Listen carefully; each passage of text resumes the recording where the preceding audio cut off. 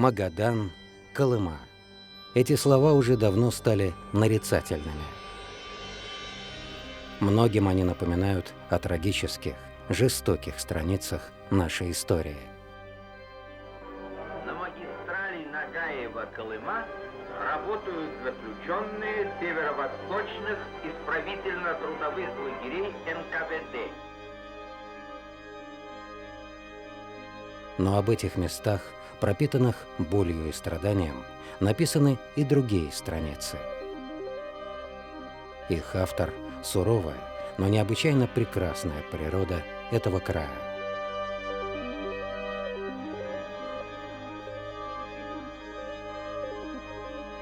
Изучением этих записей уже более 40 лет занимается Магаданский заповедник.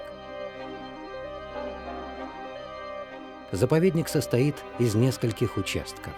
Все они расположены далеко друг от друга и очень труднодоступны.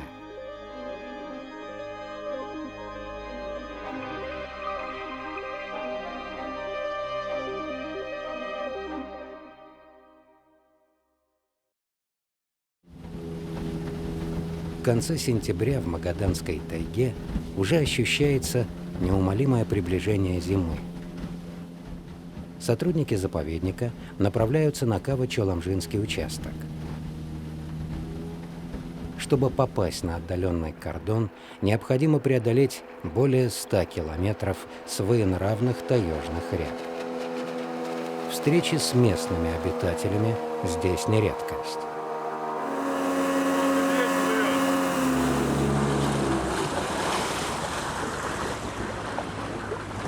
Сейчас он на берег выйдет.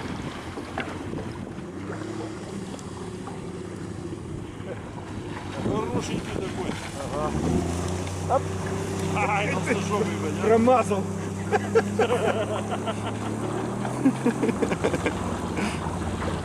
О, все, ушел.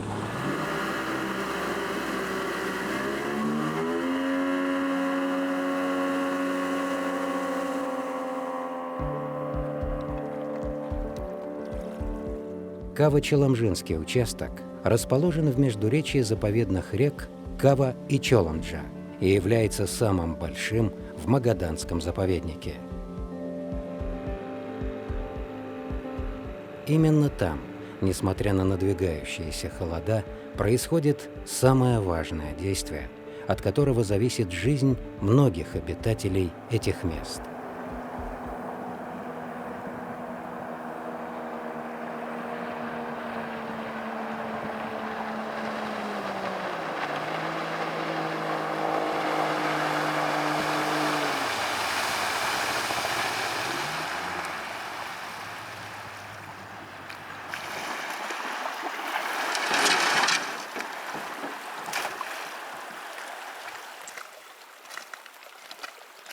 Следы ночной трапезы.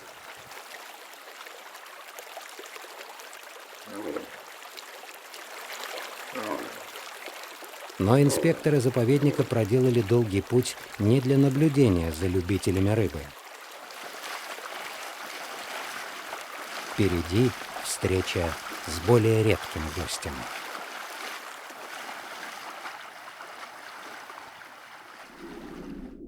Это кита, один из наиболее распространенных видов тихоокеанского лосося. Каждую осень в огромных количествах эти рыбы покидают воды Охотского моря и поднимаются вверх по реке, чтобы дать начало новой жизни.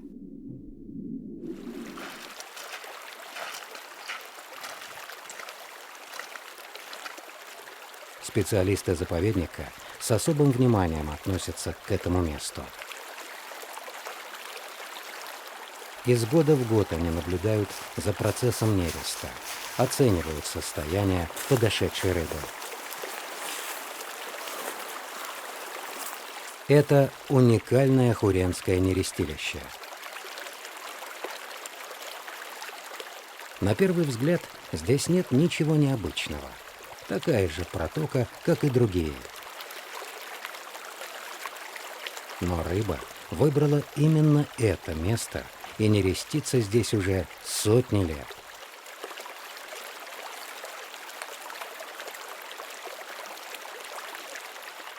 Все дело в том, что по берегам бьет множество теплых ключей.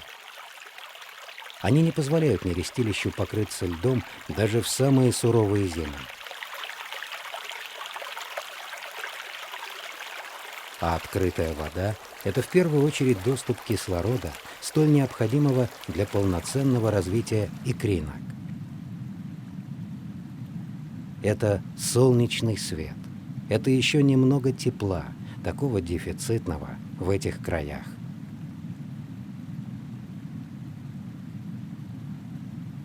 Поэтому и стремится сюда рыба, преодолевая больше сотни километров от побережья Охотского моря.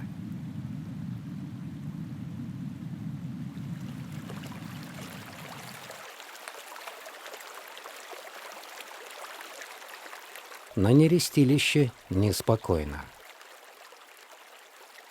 Самцы борются за право оплодотворить икру. Их короткие, но жестокие схватки можно наблюдать постоянно.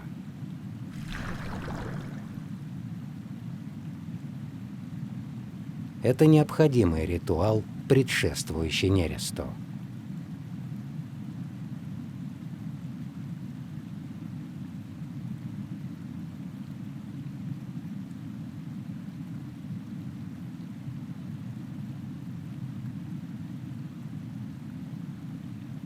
Самки заняты строительством гнезд, так называемых бугров.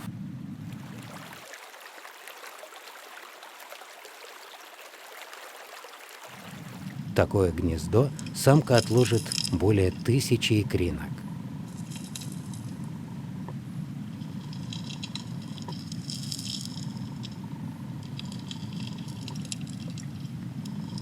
Сначала многократными резкими движениями хвоста самка роет углубление в песке.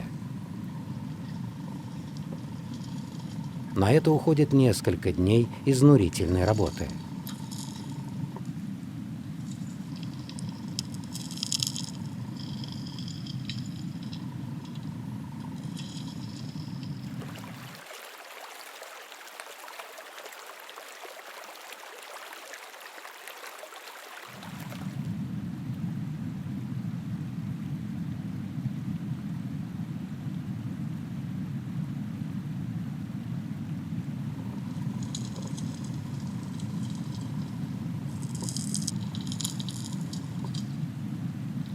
В сумерках самка отложит икру, самец ее оплодотворит, и самка такими же движениями зароет ее в песок.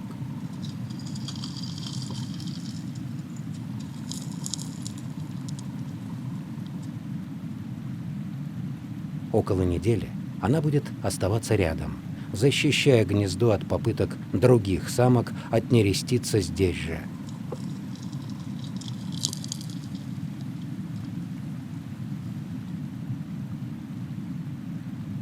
Потом самка погибнет.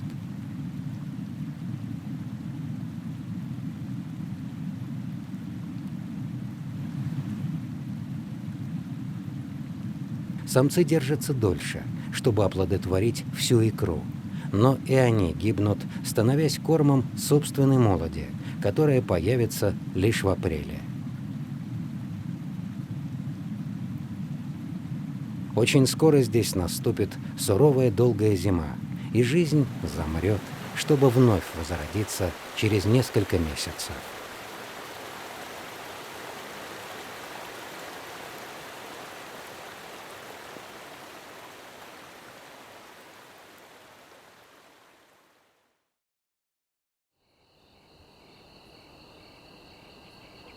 Массовый нерест лосося в Магаданском заповеднике начинается в начале лета.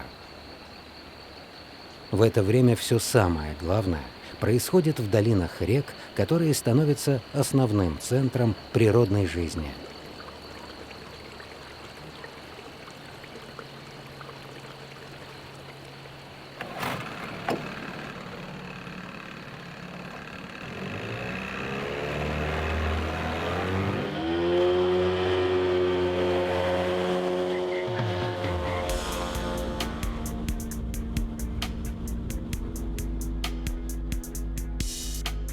Каждый год сотрудники Магаданского заповедника Ирина Утехина и Евгений Потапов покидают цивилизацию и отправляются навстречу с загадочным миром заповедника. Их главная цель – огромные хищные птицы, изучением которых они занимаются уже более 20 лет.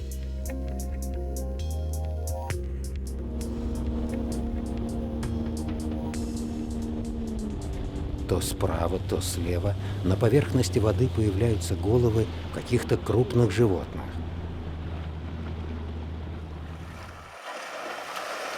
Когда удается подобраться поближе, становится ясно, что это тюлень ларга или пестрая нерпа, широко распространенный вид, обитающий в Тихом океане от Аляски до Японии.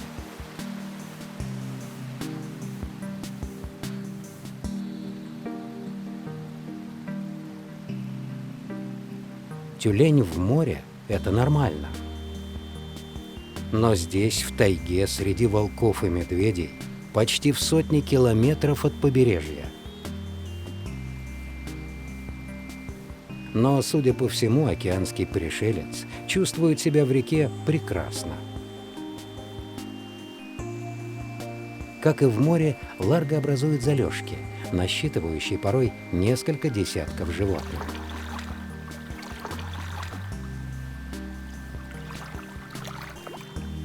Здесь отдых особенно необходим. В отличие от моря, в реках тюленям приходится постоянно бороться с мощным течением, что непросто даже для прирожденных пловцов. Для отдыха звери выбирают галечные косы с приглубыми берегами. Опасное соседство заставляет и без того осторожных тюленей удвоить бдительность.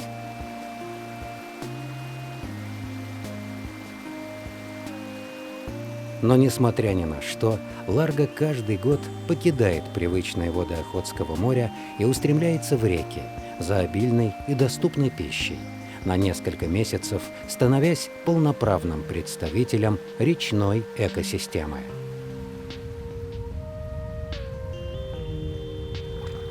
Сейчас нерестится горбуша. Потом наступит черед киты, потом кижуча. Лососевые держатся в реке до поздней осени, и нерпа возвращается в море, лишь когда по речным берегам начинает появляться лед.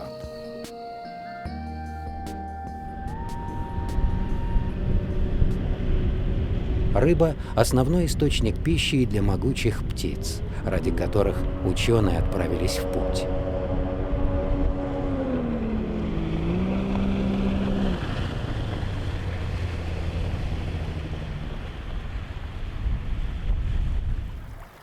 Это белоплечий орлан, занесенный в Международную Красную книгу. Белоплечий орлан обитает на Камчатке и вдоль всего побережья Охотского моря, вплоть до Амура. Гнездится орлан только на территории России, а за ее пределами встречается лишь во время зимних кочевок. За годы исследований ученые заповедника собрали много информации об этой хищной птице. На территории только Кавачеламджинского участка гнездится 20 пар орланов. Они строят гнезда на высоких деревьях, тополях или лиственницах и используют их из года в год.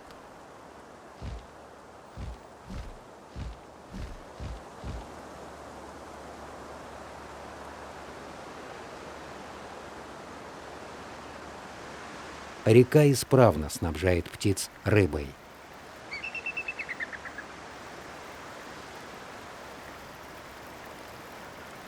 Опасность представляют лишь дождевые паводки.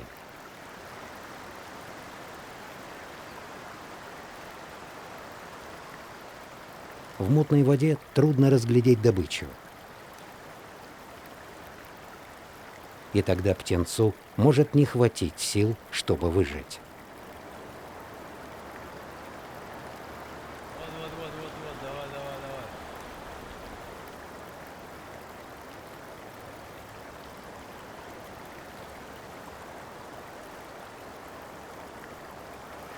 Чтобы узнать, что происходит в гнезде, ученые используют летательные аппараты, оснащенные видеокамерами высокого разрешения.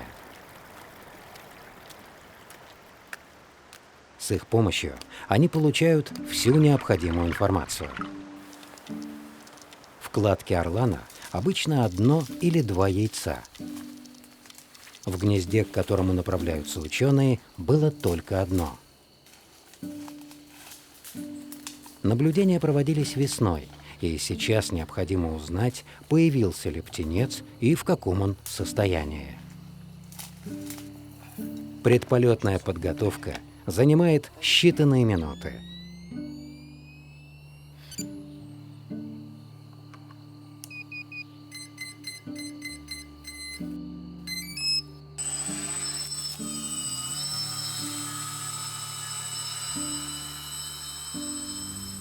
Гнездо часто скрыто ветвями и густой листвой, и пилоту необходимо все его мастерство, чтобы разглядеть притаившегося птенца.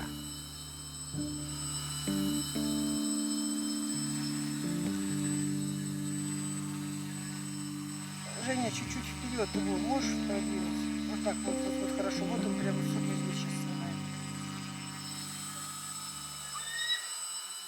Мы, соответственно, уже 4-й год как применяем такие беспилотные аппараты для проверки содержимого гнезд, что позволяет нам сильно уменьшить нагрузку, стресс на пару, и на птенцов. И, соответственно, с точки зрения обработки материала мы всегда впереди, пожалуй, всей России в плане применения географических информационных систем и баз данных. То есть это, пожалуй, наша работа здесь не имеет аналогов в России, пожалуй, по некоторым параметрам мира. Белоплечий орлан – самый крупный представитель своего рода. Его вес достигает 9 килограммов, а длина тела – более 1 метра. Но даже такие могучие птицы не застрахованы от капризов дикой природы.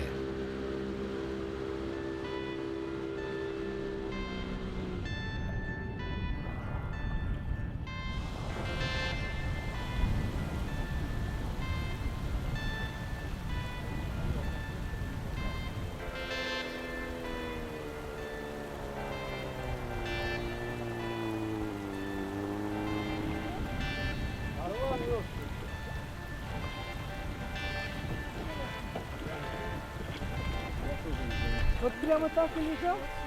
Да.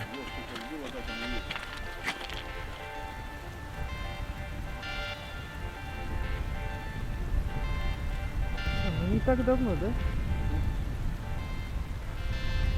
Таконьки, стоп.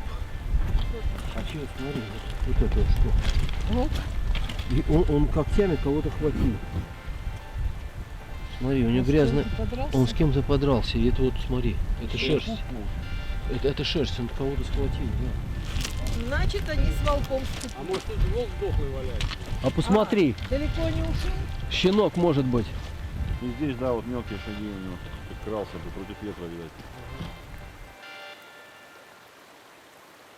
Я так думаю, что он просто рыбачил на берегу, может, действительно был мокрый.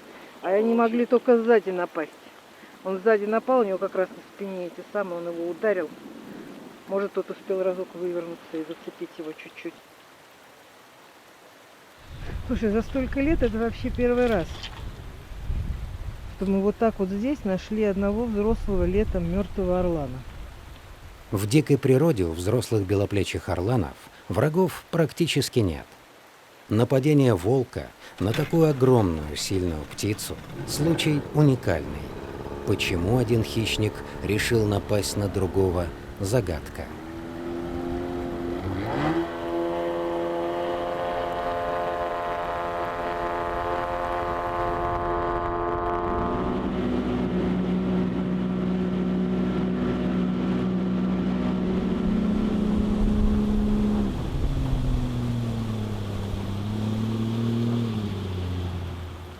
Это конечная точка экспедиции.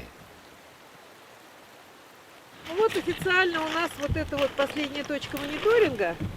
Вот это вот самое верхнее гнездо в районе вот этого крупнейшего китового нерестилища. Куреновское нерестилище, так называемое. Отсюда до побережья Охотского моря около 150 километров.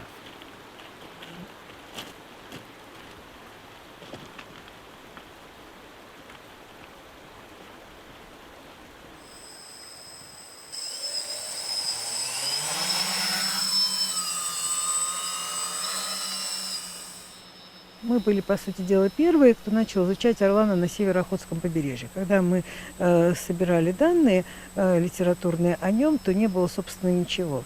В 90-х годах, когда летали на дельтаплане, закартировали, значит, участки, и, по сути дела, мы их проверяем то, что мы узнали еще в самом начале проекта. И не так много, во-первых, появляется новых участков.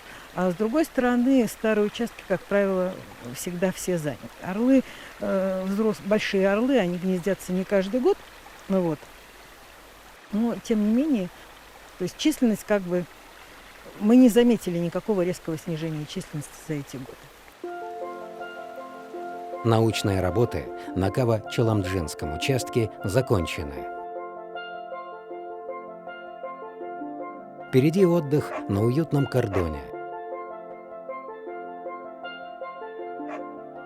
Обсуждение сделанного и составление новых планов. Изучение уникальной природы Магаданского края продолжится. Теперь уже на морском побережье, где расположен еще один участок Магаданского заповедника.